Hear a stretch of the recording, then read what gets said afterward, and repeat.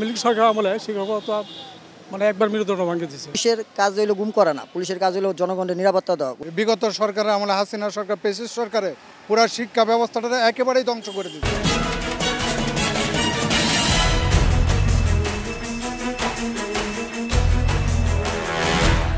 দর্শক শুভেচ্ছা, জনতার কথা অনুষ্ঠানে আপনাদের স্বাগত জানাচ্ছি। আমি আসিফ সুমিত। আপনারা জানেন সাধারণ মানুষের মতামত তুলে ধরতে একুশে টেলিভিশনের নিয়মিত আয়োজন জনতার কথা। আজকে সাধারণ মানুষের কথা শুনতে আমরা এসেছি রাজধানীর পান্থপথ এলাকায়।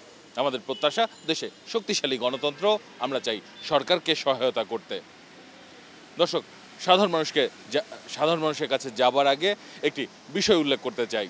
খুব সম্প্রতি গুম তদন্ত কমিশন একটি রিপোর্ট প্রকাশ করেছে, যেখানে তারা উল্লেখ করেছেন যে সাবেক পুলিশ কর্মকর্তা বেনজির আহমেদ তিনি তার অধীনস্থ কর্মকর্তাদের বিভিন্ন সময়ে গুম করতে উৎসাহ দিতেন।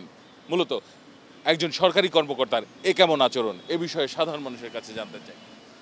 একজন সরকারি কর্মকর্তার কাছ থেকে এই ধরনের আচরণ কখনো আশা করা যায় না। সরকারের উচ্চ পর্যায় থেকে বিগত ফ্যাসিস্ট সরকার তাদের ক্ষমতা স্বার্থসিদ্ধির জন্য এই পুলিশের সাবেক আইজি, র্যাবের ডিজি ছিলেন, ওনার মাধ্যমে বা ওনার আরও কিছু দোসরের মাধ্যমে দেশের সাধারণ নিরীহ মানুষ, রাজনৈতিক ব্যক্তিত্বকে গুম করছে। এটা আসলে কখনো কাম্য নয়। যারা খুন করছে, যারা জড়িত ছিল, তাদের দৃষ্টান্তমূলক শাস্তি হওয়ার দরকার এদেশের জনগণ চায়। গুমের সাথে আওয়ামী লীগের ম্যাক্সিমাম বড় বড় পদের যারা আছেন এবং রাষ্ট্রপ্রধান সহ জড়িত এই গুমের সাথে। বেনজির আহমেদ সে যেভাবে মানুষটা গুম করছে, এটা তো তার দায়িত্বের মধ্যে পড়ে না। এটা হইলো সে সরকারি কর্মকর্তা, সে আমাদের জনগণের নিরাপত্তা দিবে, সে এটা তো করতে পারে না। এটার জন্য ওনাকে খুব আমরা ঘৃণা করি। পুলিশের কাজ হইলো গুম করা না, পুলিশের কাজ হইলো জনগণের নিরাপত্তা দেওয়া। কিন্তু পুলিশ আওয়ামী লীগের ব্যাপারে যাইয়া এই জনগণের গুম করছে। শুধু বেনজির আহমেদ না, আমাদের দেশের পুলিশ প্রশাসন অনেকেই এর সাথে জড়িত।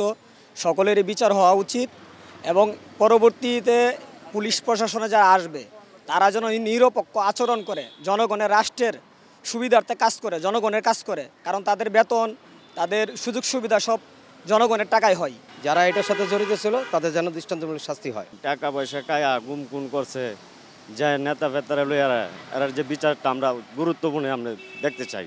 অনেক ধন্যবাদ আপনাকে। দর্শক, আপনারা শুনছিলেন সাধারণ মানুষের প্রতিক্রিয়া। এখন সাধারণ মানুষের কাছে আরেকটি বিষয়ে আমরা যেতে চাই। আমরা কিছুদিন আগেই বিএনপি নেতা ডক্টর মঈন খান তিনি বলেছেন যে বিগত সরকার দেশের শিক্ষা ব্যবস্থাকে ধ্বংস করেছে। মূলত এ সময় প্রচুর স্কুল কলেজ সরকারিকরণ করা হলেও শিক্ষা ব্যবস্থার তেমন কোনো উন্নতি হয়নি বলে তিনি মন্তব্য করেছেন। সাধারণ মানুষ এ বিষয়ে কী মনে করেন? অটো পাস দিয়ে দেখা গেছে কোনো স্কুল কলেজ ভার্সিটিতে যেতে হয়েছে না, বাসায় বৈশা ঠিক আছে আপনার এই যে মোবাইলের মাধ্যমে ক্লাস করা। এই বিগত সরকারের আমলে হাসিনা সরকার পেশিস সরকারে পুরা শিক্ষা ব্যবস্থাটা একেবারেই ধ্বংস করে দিয়েছে। এটি 18 কোটি জনগণের মনের কথা উনি বলছে। আমরা ওনার এই মন্তব্যের সাথে শতভাগ সহমত পোষণ করছি। এক একটা শিক্ষার্থী তার উচ্চস্তর সার্টিফিকেট আছে, কিন্তু তার চাকরি নেই। কেন চাকরি নেই? তার চাকরি করার মতো গ্রহণযোগ্যতা নাই, ওইরকম শিক্ষা ব্যবস্থা সে পায় নাই।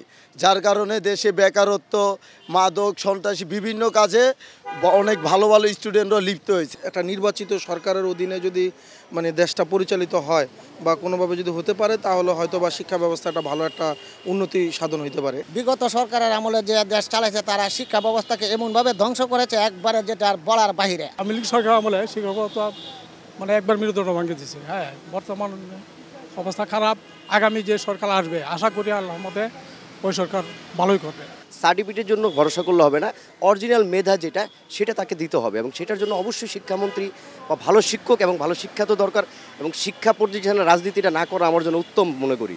শিক্ষকের কাছে রাজনীতি চলে যাবে, শিক্ষক তার রেঞ্জে নিবে, এই ছাত্রকে অমুক করবে, এই ছাত্রকে ভালোবাসবে। আমি এটা আরও ফলো করছি আমার ছেলেকে কোচিং করাতে গিয়ে। অনেক কোচিং সেন্টারেই কোচিং না করলে অবশ্যই তাকে পাস করানো হয় না।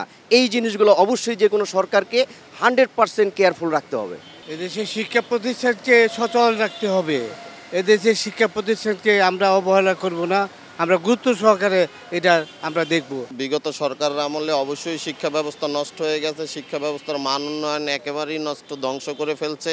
তো আমরা চাই বিগত সামনে যে সরকার আসবে অবশ্যই শিক্ষার উপরে তারা যেন অবশ্যই নজর দেয়, যাতে শিক্ষা ব্যবস্থাটা আরও সুন্দর হয়। অনেক ধন্যবাদ আপনাকে। দর্শক, আপনারা শুনছিলেন সাধারণ মানুষের প্রতিক্রিয়া। সাধারণ মানুষ কিন্তু তাদের ভাবনাগুলো অসাধারণ, তাদের চিন্তা অনেক সূক্ষ্ম ও গভীর। দর্শক, জনতার কথা দেখতে প্রতি শনি, রবি, মঙ্গল এবং বুধবার চোখ রাখুন একুশে টেলিভিশনে। সঙ্গে থাকবো আমি আসিফ সুমিত।